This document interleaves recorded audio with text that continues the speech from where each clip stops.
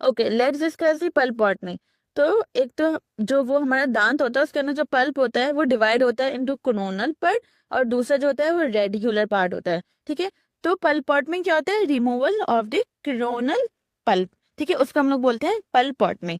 अब पल्प बॉटमी करते क्यों है? एक तो कॉजेस क्या हो गई, फॉर एग्जाम्पल अगर केरीज रिमूव कर रहे हैं तो यहाँ पे अगर बहुत ज्यादा केरीज लगी हो तो केरीज रिमूव करें और पिन पॉइंट एक्सपोजर हो जाए पल्प का, तो उस टाइम में पल्प बॉटमी करते हैं। ठीक है, दूसरा अगर ट्रोमैटिक एक्सपोजर हुआ हुआ या फिर रिवर्सिबल पल्पाइटिस हो, और मेक श्योर कि रेडिकुलर पल्प में कोई इन्फेक्शन नहीं होनी चाहिए, कोई नेक्रोसिस नहीं होनी चाहिए, कोई पेरियोपाइकल सिस्ट नहीं होनी चाहिए। ठीक है, तो रेडिकुलर पल्प हो वो बिल्कुल नॉर्मल हो। ठीक है, और ये पल्प बॉटमी हम ज्यादातर करते हैं डेसिडियस टूथ में। प्राइमरी टूथ और परमानेंट वो टूथ जो कि इमेच्योर होते हैं, उनका अभी तक एपेक्स क्लोज नहीं हुआ हुआ होता। ठीक है, अब करते कैसे हैं? सबसे पहले क्या किया हमने, लोकल एनेस्थीसिया, पेशेंट आया उसका पल्प एक्सपोज हुआ हुआ है। ठीक है, कोई बच्चा आया उसका पल्प एक्सपोज हुआ हुआ है, तो सबसे पहले लोकल एनेस्थीसिया लगाया। ठीक है, लोकल एनेस्थीसिया लगाने के बाद अगर पॉसिबल है तो रबर डैम लगानी है, अगर रबर डैम पॉसिबल नहीं है तो रहने दें। ठीक है, फिर केरीज को रिमूव की, केरीज रिमूव की तो हमें पता चल जाएगा पल्प एक्सपोजर कहाँ से हुआ है।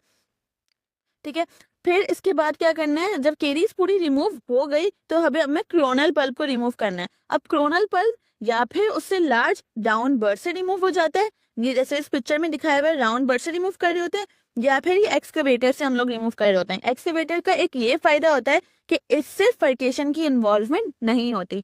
ठीक है, अब हमने ये पूरा रिमूव कर दिया पल्प, क्रोनल पल्प। ठीक है, अब रिमूव करने के बाद अब हमें मेडिकामेंट लगानी है। हम कॉटन लेंगे, उसके अंदर या फिर फेरिक सल्फेट लेंगे या फिर फॉर्मर क्रिसोल सॉल्यूशन लेंगे। तो फेरिक सल्फेट जो होता है वो गोल्ड स्टैंडर्ड होता है, लेकिन हम लोग ज्यादातर फॉर्मर क्रिसोल यूज कर रहे होते हैं। तो ये हेमोस्टैटिक एजेंट है, ये क्या करेगा, ये ब्लीडिंग को स्टॉप कर देगा।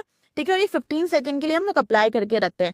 अगर ब्लीडिंग स्टॉप नहीं हुई तो वापस से फेरिक सल्फेट लगाया। ठीक है, अगर फिर भी 15 सेकंड के अंदर वापस से नहीं हुई ब्लीडिंग स्टॉप, तो हम लोग अब पल्पेक्टमी में जाएंगे या फिर उसकी एक्सट्रैक्शन कर देते हैं। ठीक है, अब कॉटन से मेडिकेमेंट लगा दिया, उसके बाद इसको निकाल दिया, अब ब्लीडिंग स्टॉप हो गई। फिर हमें सीमेंट करना है, तो सीमेंट जो होता है वो करेंगे जिंक ऑक्साइड यूजेनॉल सीमेंट। ठीक है, ये इंपॉर्टेंट है, कौन सी सीमेंट होती है, जिंक ऑक्साइड यूजेनॉल सीमेंट, या फिर एमटीए भी यूज कर सकते हैं, मिनरल ट्राईऑक्साइड। एमटीए जो बहुत बेस्ट होता है, लेकिन जिंक ऑक्साइड यूजेनॉल प्रेफर कर रहे होते हैं क्योंकि एमटीए बहुत ज्यादा एक्सपेंसिव होता है।